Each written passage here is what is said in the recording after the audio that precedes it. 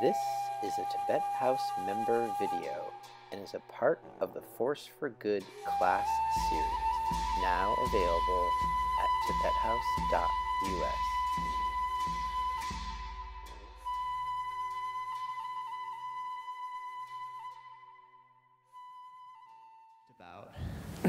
That's fine. Where'd it go? The experience of watching your thoughts is like a weird thing. And I think the first thing where you were seeing them discreetly, that's interesting. When you can see, oh, there's like how quick a thought is, you know? And then as your mindfulness is getting a little stronger, I think you start to see how many thoughts are happening, you know, almost all at once, or one on top of another, or maybe you get a little anxious seeing the first one. It's hard to, you know, but anyway, that sense of, oh, it's a scramble or it's a jumble or whatever, very, very common, nothing to be concerned about. That's just like what the mind looks like when you start to look at it. And what happens in mindfulness as you do it more is you start to see, I think, how repetitive most of our thoughts are. Like every once in a while there's a new, original, interesting thought, but a lot of the time it's like, at least I'm recycling the same kinds of thoughts all the time. So what gets interesting in mindfulness is not so much each discrete thought, because they're not that interesting, but what it's like to be thinking. So it's more the feeling of thinking, it becomes the object of mindfulness. And so then, it doesn't really matter if it's a discrete thought or if it's a jumble or a scramble, like, oh, that's just thinking, that's mental activity. But the weird thing with mindfulness is, that's us, we're doing that, but we're also over here watching it.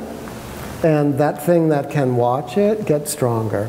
So it's like, that's why the sounds are nice in a way, because there's the discrete sounds, but then there's also the spaciousness of, like, you know, the emptiness of sound, that is there sound or is there not sound, you know? So that spaciousness of sound, there's also that kind of spaciousness in mind, even around the thoughts. So you start to experience the thoughts just, oh, like thoughts come so quickly, but the knowing of awareness it's shining there all the time. And so your orientation even to like what your mind is changes, and that's what you are talking about is sort of the beginning of that, where you're seeing the discrete thoughts. All right, thank you. Hi. So I periodically actually tap into flow state while my eyes are closed meditating. Yeah.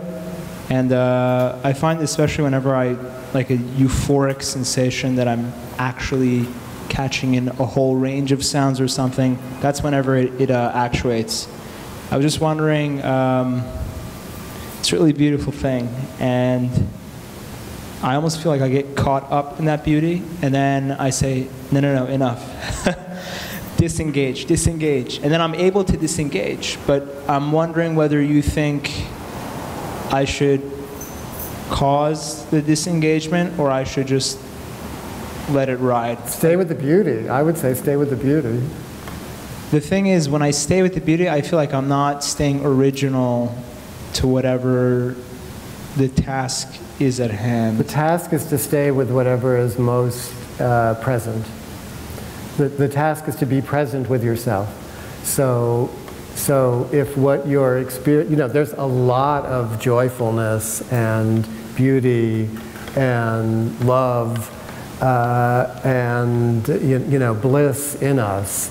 And if you're lucky enough to have that come in your meditation, definitely don't make it a problem. But wouldn't you say that's more intellectual almost? Like you're exercising your beautiful, I guess it's a mix of art and intellect together. It's almost as if you're adding layer. That's the thing that I've had even when I did vipassana 10-day or other thing, like I feel like adding layers is not going about the whole thing properly. I don't think there's any clear path about what it is to go about the whole thing properly. I think it's really a process of self-discovery. Like you really have to figure it out for yourself. You know, there's like teachers and they guide you. Sometimes they guide you properly and sometimes they guide you wrong. And you have to assess even the teachers, like, are they guiding me properly? Are they guiding me wrong? So you should assess what I'm saying, and you know. But I think that for me, like the mindfulness practice, and I was trying to show that in those 10 minutes. You know, you start out very small. You know, let's develop mindfulness of the breath. Let's develop mindfulness of sounds. And when your mind wanders, you bring it back, you know. But after a point, when the mind actually gets a little more concentrated, then you start taking all that away, you know, and it turns into what's called choiceless awareness. Choiceless awareness, where you just go with whatever is happening.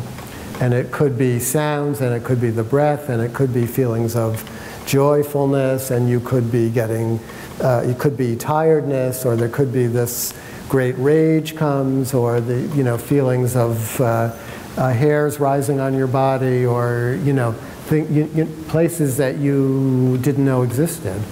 And mindfulness is just staying with whatever your present experience is. Okay?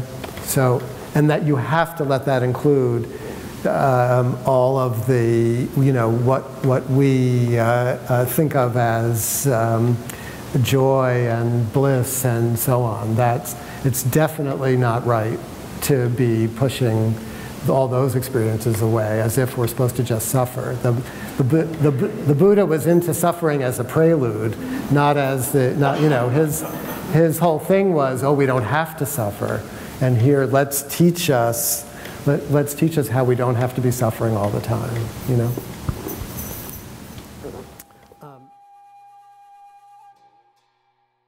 Thanks for watching, and please be sure to like and subscribe to support the ongoing work of Tibet House US. Tashi Delek.